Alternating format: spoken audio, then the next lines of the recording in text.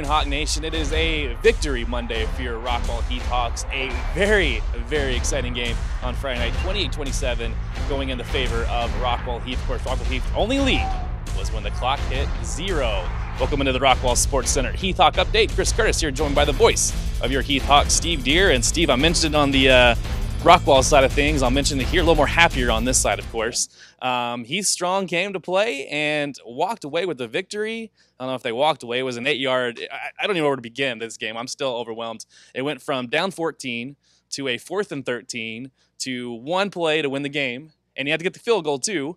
4 key plays in that game to give Rockwall Heath the win, and might be the most exciting football game I've ever seen in my entire life as far as high school goes. Well, you know, I'm glad that Coach Moss is a humble man and can take take advice, because when we met last week, I mentioned to him, you know, that this Rockwall team, that they could score a lot.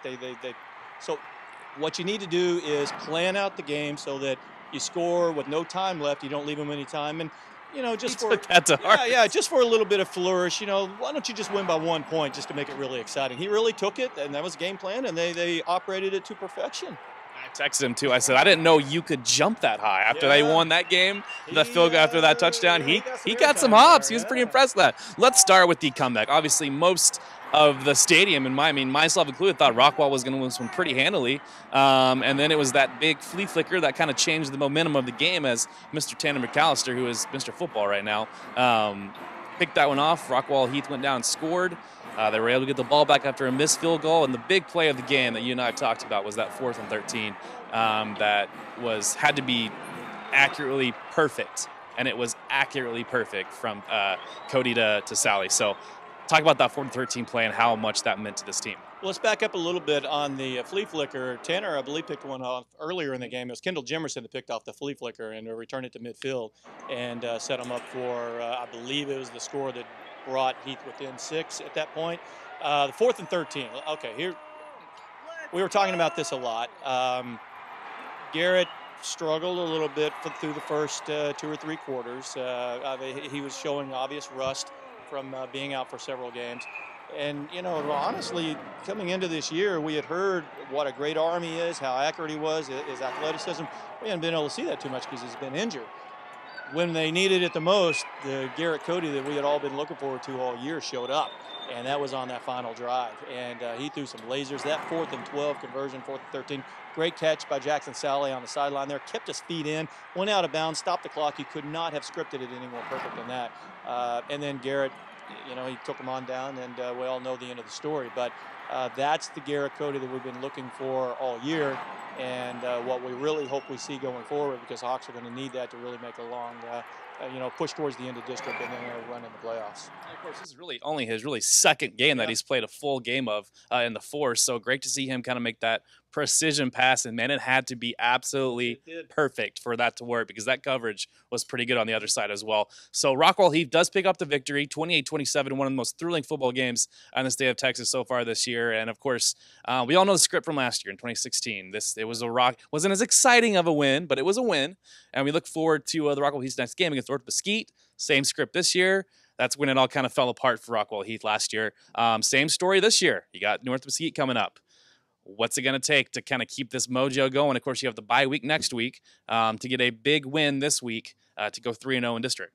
Yeah, looking back at last week, and Coach Moss and I were visiting about this last week. Going back to last week, I meant last year. Yeah, there was an obvious hangover after the Rockwall game last year. Big victory, just like this one, went down to the last seconds. Hawks left it all out on the field, came away with the victory, and the hangover really showed the next week. Everybody expected them to go out there and beat the Stallions handily last year. Stallions came into Wilkerson Sanders and beat the Hawks pretty handily. It wasn't even close. And then that just kind of carried on into the ensuing weeks. I think that what happened last year is going to play favorably for the Hawks this year. At least I hope it does. They know the dangers of dwelling too much on the past, of allowing the game Friday night to dwell too long, to linger too long. and not focusing on the task at hand coming up Friday night. Yeah, it's definitely hard to look past this game, but you have to. Of course, I saw an interview on the internet with Tanner, and he said, we'll celebrate this one until about Sunday morning. We'll go to church, and then we'll, after church, it's all talking about North Mesquite. So definitely excited to get ready for North Mesquite this year and turn the tables as that goes. Of course, with this victory this past week, Rockwall Heath does jump in the polls. They are now one spot ahead of Rockwall at 15. So exciting to see both schools involved, but Rockwall Heath jumping up to 15 when they weren't ranked at all to start this past week. Yeah, they were ranked earlier in the year, and then the game against West Mesquite, I guess everybody's going to have an off game through the course of a season, and hopefully that was the off game that Heath had, and they fell out of the polls and not getting any respect at all. Well, after rolling here the last several weeks, going out and beating an undefeated Lee team the week before at Tyler, and now the victory Friday night, I guess they're starting to get a little bit of notice, a little more respect again. They jump all the way up from unranked all the way up to 15, so nice to see that they're getting some attention. Again, that's not what's important, though. Don't let it go to your head. Don't start thinking that you've arrived just because you're starting to get a little bit of notice. There's a lot of work to be done, and probably the toughest part of the schedule to come here.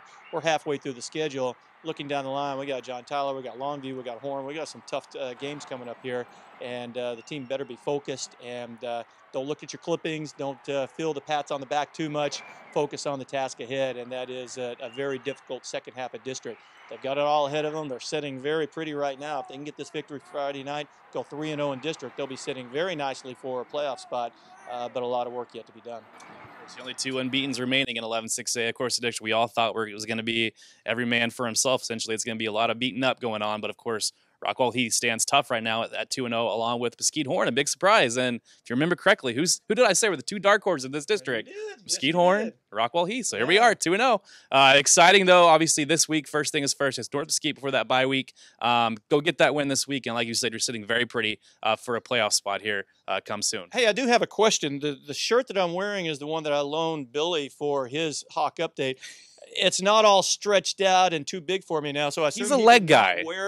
I guess he didn't wear the shirt since it still fits me. It's not too. He gave you a compliment, said you were very chiseled, and he was more of a going to Applebee's type of guy. So, or Joe Willie's, for example. So he gave me that excuse. So, okay. But he did very good sport. Wore the hat. Yeah. He kind of wanted you to chauffeur him around this week, but obviously that didn't work out. So maybe next year, you never know. But Rockwall Heath, the big 28-27 victory this past week over Rockwall. Of course, first thing is first. Now it's moving on time. It is North Mesquite this Friday night over in Mesquite. Of course, that's 7:30. If you can't make the game, it's www.rockwallisd.com to join Steve Deere and his crew. Of course, we want to see all the dark side out in Mesquite, of course, like we saw this past week. Steve, real quick, talk about the crowd, electrifying atmosphere. You see it all over social media now from the game-winning play, but the crowd for Heath really came alive. Would love to see that play out the rest of the season for the Heath Hawks. Yeah, I look down there on the dark side. Normally they'll take one section. They were taking 2, maybe 3 sections down there, filled it up.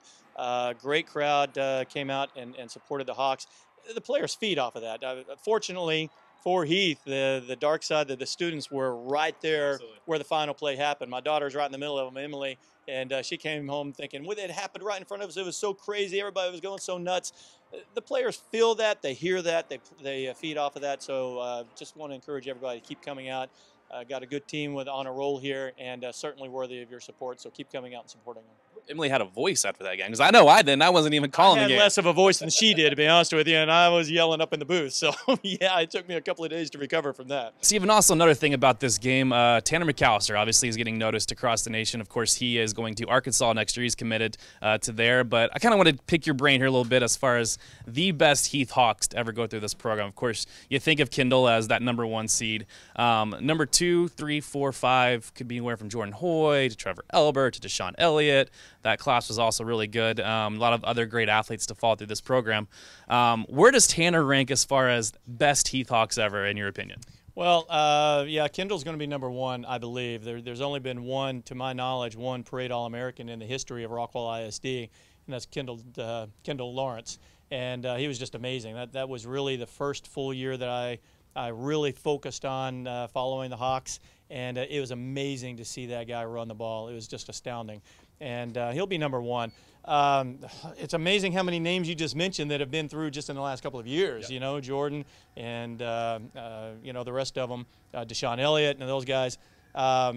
of course, you've only got about, 12 years of Hawk football to draw from, so there's not a deep history there. But it's really amazing how many really good players have come through in the last 10 years or so of the Hawks. My opinion, I think Tanner is right up there with Deshaun Elliott right now as fighting it out for number 2. And by the end of this year, he's still got a long way to go and some special things that he can do. And so could be by the end of this year, he'll be a clear number 2. Deshaun's doing some special things for your Longhorns right now. Number 4 interceptions in the nation. That's pretty good for him. He's moving up right now and getting some notice from some NFL scouts. So we're really proud of him and what he's doing. But, Tanner, he's a special kid.